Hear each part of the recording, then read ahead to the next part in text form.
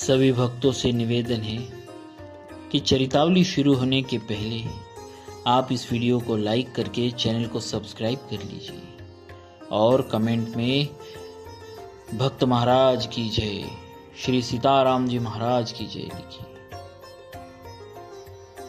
पांचवा अध्याय रामायण के नवाह श्रवण की विधि, महिमा तथा फल का वर्णन। सूत जी कहते हैं, रामायण का यह महात्म्य सुनकर मुनीश्वर सनत कुमार बहुत प्रसन्न हुए। उन्होंने मुनि श्रेष्ठ नारद जी से पुनः जिज्ञासा की। सनत कुमार बोले, मुनीश्वर, आपने रामायण का महात्म्य कहा, अब मैं उसकी विधि सुनना चाहता हूं। महाभाग मुनि, आप तत्वार्थ ज्ञान में कुशल है, अतः अत्यंत कृपा पूर्वक इस विषय को यथार्थ रूप से बताए। नारद जी ने कहा, महर्षियों, तुम लोग एकाग्र चित्त होकर रामायण की यह विधि सुनो, जो संपूर्ण लोकों में विख्यात है।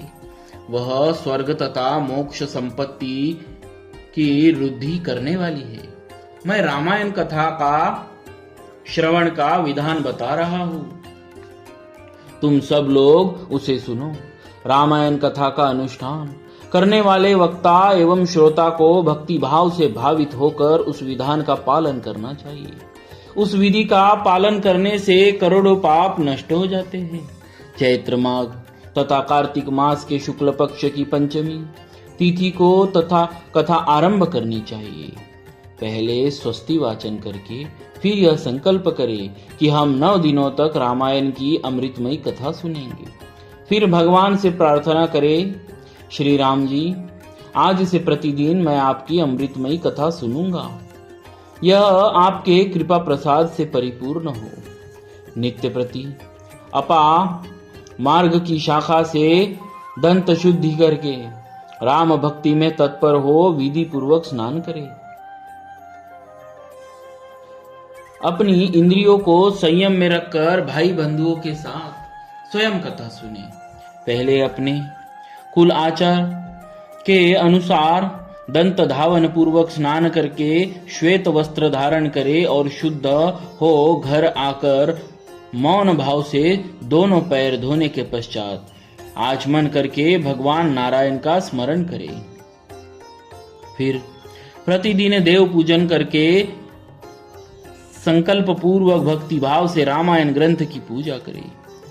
व्रती पुरुष आह्वान, आसन, गंध, पुष्प आदि के द्वारा ओम नमो नारायण, ओम नमो नारायण इस मंत्र से भक्ति परायण होकर पूजन करे। संपूर्ण पापों की निवृत्ति के लिए अपनी शक्ति के अनुसार 1, 2 या 3 बार प्रयत्न पूर्वक होम करे। इस प्रकार जो मन और इंद्रियों को संयम में रखकर रामायण की विधि का अनुष्ठान करता है, वह भगवान विष्णु के धाम में जाता है, जहां से लौटकर वह फिर इस संसार में नहीं आता। जो रामायण संबंधी व्रत को धारण करने वाला तथा महाधर्मात्मा है, वह श्रेष्ठ पुरुष चंडाल अथवा पतित मनुष्य का वस्त्र और अन्न से भी सत्कार न करे। जो नास्तिक, धर्म मर्यादा को तोड़ने वाले, परनिंदक और चुगलखोर है, उनका रामायण व्रतधारी पुरुष वाणी मात्र से भी आदर न करे। जो पति के जीवित रहते ही पर पुरुष के समागम से माता द्वारा उत्पन्न किया जाता है, उस जारज पुत्र को कुंड कहते हैं। ऐसे कुंड के यहाँ जो भोजन करता है, जो गीत गाकर जीविका चलाता है, देवता पर चढ़ी हुई वस्तु का उपभोग करने वाले मनुष्य का अन्न खाता है,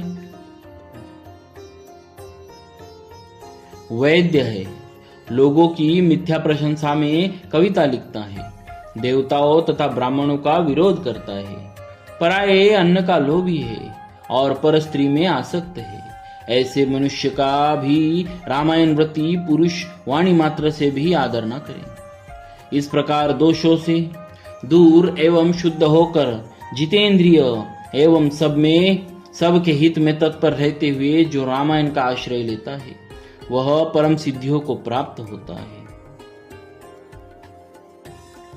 गंगा के समान तीर्थ, माता के तुल्य गुरु, भगवान विष्णु के सदृश देवता तथा रामायण से बढ़कर कोई उत्तम वस्तु नहीं है।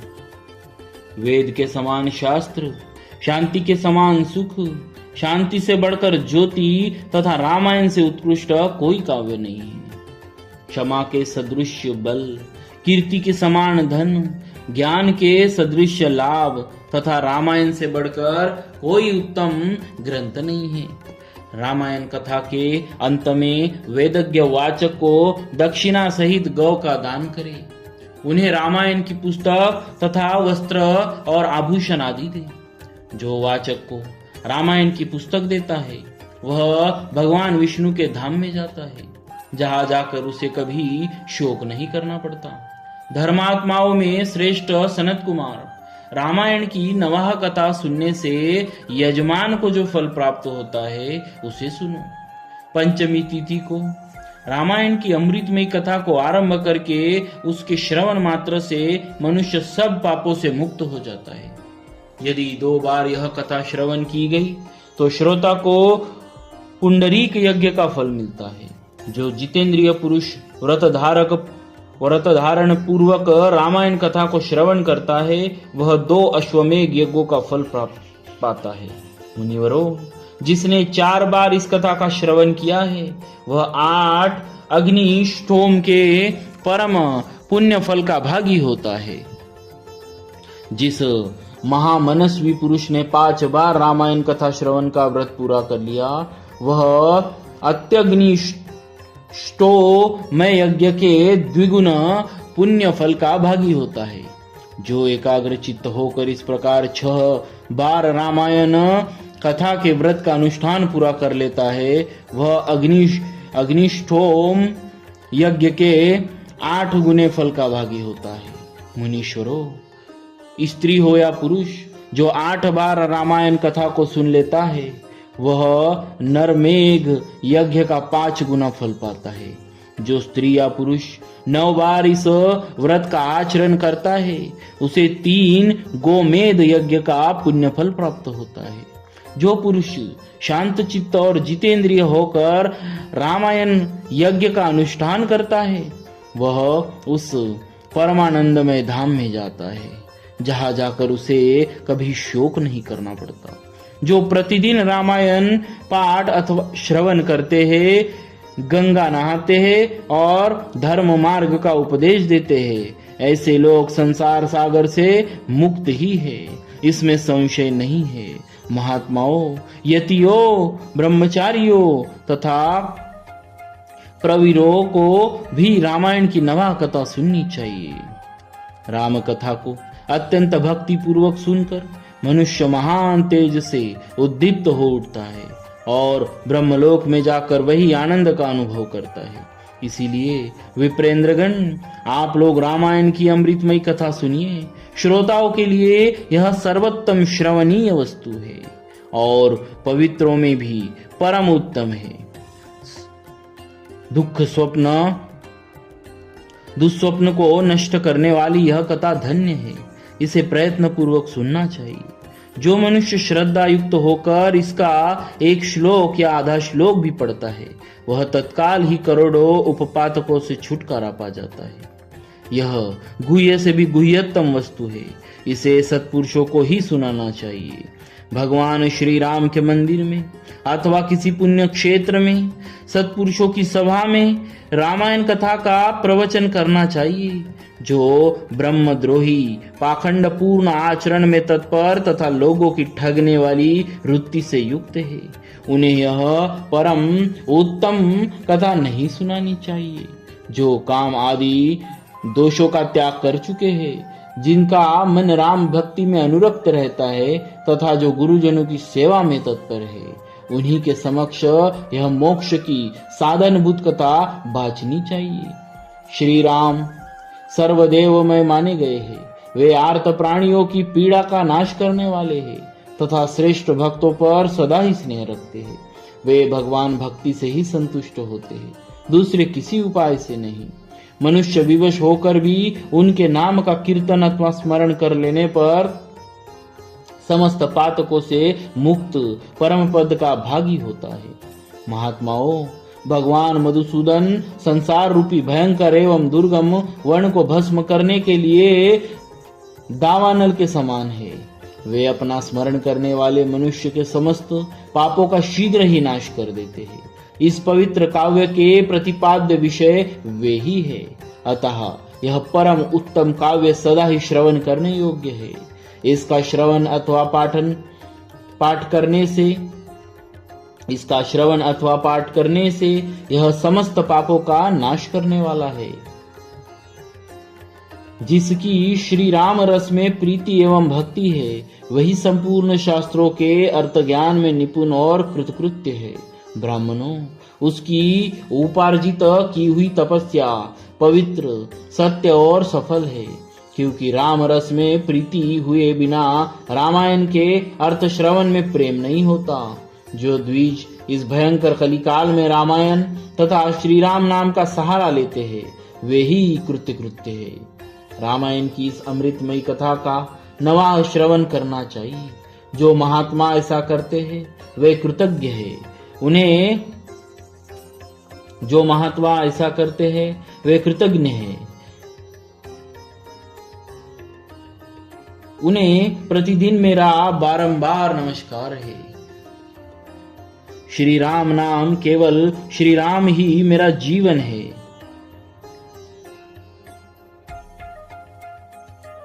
श्री राम का नाम, केवल श्री राम नाम ही मेरा जीवन है। कलयुग में और किसी उपाय से जीवों की सद्गति नहीं होती। सूत जी कहते हैं, महात्मा नारद जी के द्वारा इस प्रकार ज्ञान उपदेश पाकर सनत कुमार जी को तत्काल ही परमानंद की प्राप्ति हो गई।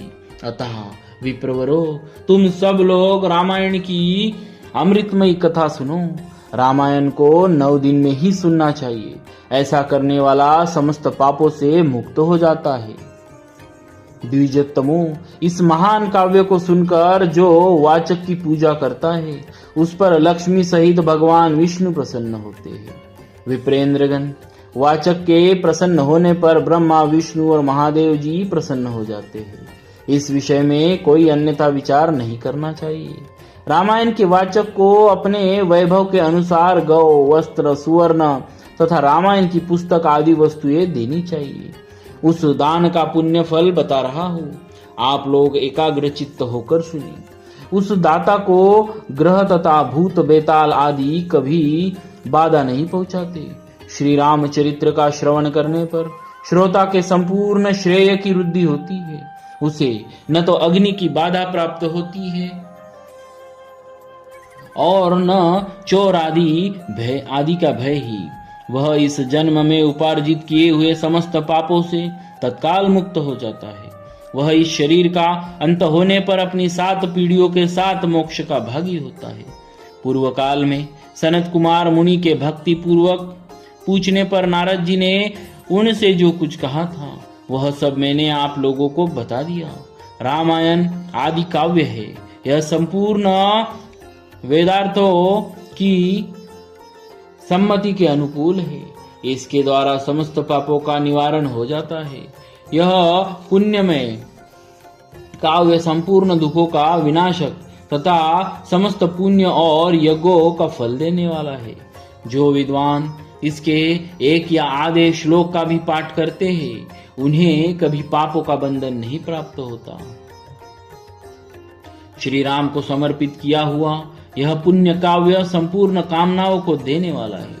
जो लोग भक्ति पूर्वक इसे सुनते और समझते हैं, उनको प्राप्त होने वाले पुण्य फल का वर्णन सुनो। जो लोग 100 जन्मों में उपार्जित किए हुए पापों से तत्काल मुक्त हो, अपनी हजारों पीढ़ियों के साथ परम पद को प्राप्त होते हैं। जो प्रतिदिन श्री राम का कीर्तन सुनते हैं, उनके लिए तीर्थ सेवन, गोदान, तपस्या आदि यज्ञों की क्या आवश्यकता है। चैत्र माघ तथा कार्तिक में रामायण की अमृतमयी कथा का नवा पारायण सुनना चाहिए। रामायण श्री रामचंद्र जी की प्रसन्नता प्राप्त करने वाला, श्री राम भक्ति को बढ़ाने वाला, समस्त पापों का विनाशक तथा सभी संपत्तियों की वृद्धि करने वाला है। जो एकाग्र चित्त होकर रामायण को सुनते अथवा पढ़ते हैं, वह सब पापों से मुक्त हो भगवान विष्णु के लोक में जाते हैं। इस प्रकार श्री स्कंद पुराण के उत्तर खंड में श्री नारद सनत कुमार संवाद के अंतर्गत रामायण महात्म के प्रसंग में फल का वर्णन नामक 5वां अध्याय पूरा हुआ। बोलिए श्री सीताराम जी महाराज की जय। भक्तवत्सल भगवान की जय। भक्तों से निवेदन है, अगर उन्हें पूरी रामचरितमानस सुननी है तो हमारे चैनल पे प्लेलिस्ट उपलब्ध है, जो 201 10 मिनट के वीडियोस के